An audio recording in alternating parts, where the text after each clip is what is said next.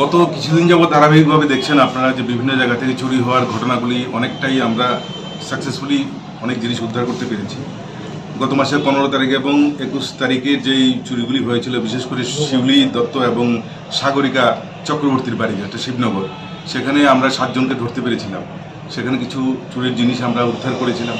পরবর্তী সময়ে ওই কেসে আসামিদেরকে রিমান্ডে এনে জিজ্ঞাসাবাদ করার পর আমরা আরও একটি নাম জানতে পারি যে এই ঘটনাগুলির সমস্ত জিনিসপত্র কেনা বেচা এবং চুরির বিভিন্ন ইনফরমেশন দেওয়ার ক্ষেত্রে বিরাট ভূমিকা পালন করতো। তার নাম হচ্ছে ঝন্টু মিয়া, তার বাড়ি আড়ালিয়া এলাকায়। তো গতকালকে রাতে ঝন্টু মিয়াকে অ্যারেস্ট করা হয়েছে। ঝন্টু মিয়াকে অ্যারেস্ট করার পর বিভিন্ন 6টি চুরির বিভিন্ন সোনার জিনিস আপনারা দেখলেন, সেগুলি উদ্ধার করা সম্ভব হয়েছে।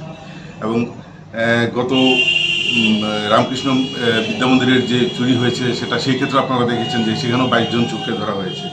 সেটা পরবর্তী সময়ে আরও অনেকগুলি চোরকে আমরা ধরতে পেরেছি গত কিছুদিনে।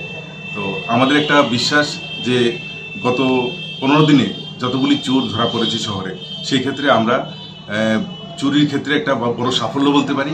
পাশাপাশি এই সাফল্য নিশ্চিন্তভাবেই সেটা পূর্ব থানার সাফল্য বলা চলে এবং সেখানে রানা চ্যাটার্জির একটা ভালো ভূমিকা ছিল। তো আমাদের এই টিমটা এইভাবে কাজ করে যাবে এবং আগামী দিনে আরও যে চুরির জিনিসগুলি যেগুলি বাকি আছে সেগুলি আমরা উদ্ধার করতে সক্ষম হব। আজকের জিনিসটি কতটুকু এবং মার্কেট ভ্যালু? আজকে যতটুকু জিনিস আছে সেগুলির market value not less than 5 lakh.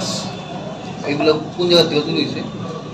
এই জিনিসগুলি সব সাগরিকা চক্রবর্তীর বাড়িতে যে চুরি হয়েছে তার মধ্যে কিছু জিনিস বাকি ছিল উদ্ধার হওয়ার। তার মধ্যে এটা একটা শিউলি দত্তর বাড়ি, সেটা তার মধ্যে কিছু, মানে মোট কথায় আগের চুরিগুলির কিছু কিছু জিনিস যেগুলো আমরা উদ্ধার করতে সক্ষম ছিলাম না, সেগুলিকে আমরা করতে পেরেছি। হ্যাঁ, ওই ঝন্টুর কাছ থেকে। এগুলি গতকালকে রাত্রে ওকে অ্যারেস্ট করে সারা রাত্র জিজ্ঞাসাবাদের পর সকালবেলা অ্যারেস্ট, এগুলো উদ্ধার করা।